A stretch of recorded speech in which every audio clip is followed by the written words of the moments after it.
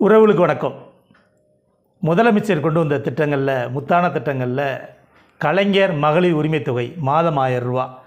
இதை சொன்ன உடனே நிறைய பேர் இது எப்படி சாத்தியம், இது எப்படி மாதம் மாதம் கொடுக்க முடியும் அப்படின்னாங்க. கிட்டத்தட்ட 26 மாதமாக கொடுத்துக்கிட்டு இருக்காங்க.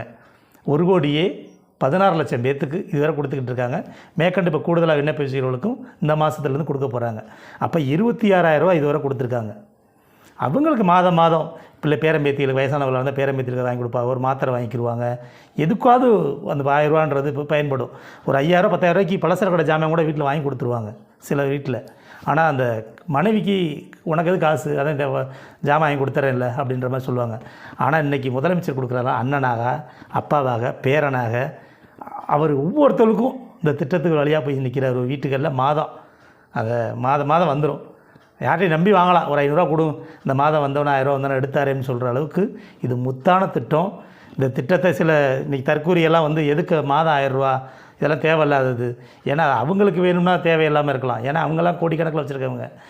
ஏழ்மையாக இருக்கவங்களுக்கு தான் தெரியும், நடுத்தரமான இருக்க குடும்பத்துகளுக்கு தெரியும் இந்த 1000 அது எப்படி எதுக்கு பயன்படுத்துகிறோம்ன்றது அவங்களுக்கு தான் தெரியும். அப்படி முத்தான திட்டங்கள் தொடர வேண்டும் என்றால் வரக்கூடிய 2026லையுமே நமக்கு திமுக ஆட்சி தான் வரணும். நம்ம இப்போலேருந்து உறுதி எடுத்துக்கிடுவோம். பக்கத்து வீட்டுகளில் உறவினர்கள்ட்ட எல்லாத்தையும் சொல்லி நம்ம திமுக ஆட்சி தான் தொடரணும் அப்படின்றத திமுக கூட்டணி கட்சியாக இருக்கட்டும், திமுக கட்சிக்குள்ள உதயசூரனாக இருக்கட்டும், அந்த சின்னங்களை அழுத்தும் போது வெற்றி சின்னமான உதயசூரியன் அழுப்போம். மற்ற கூட்டணி கட்சிக்கு நன்றி, வணக்கம். சிவகங்கை வேங்கை பிரபாகரன். நன்றி.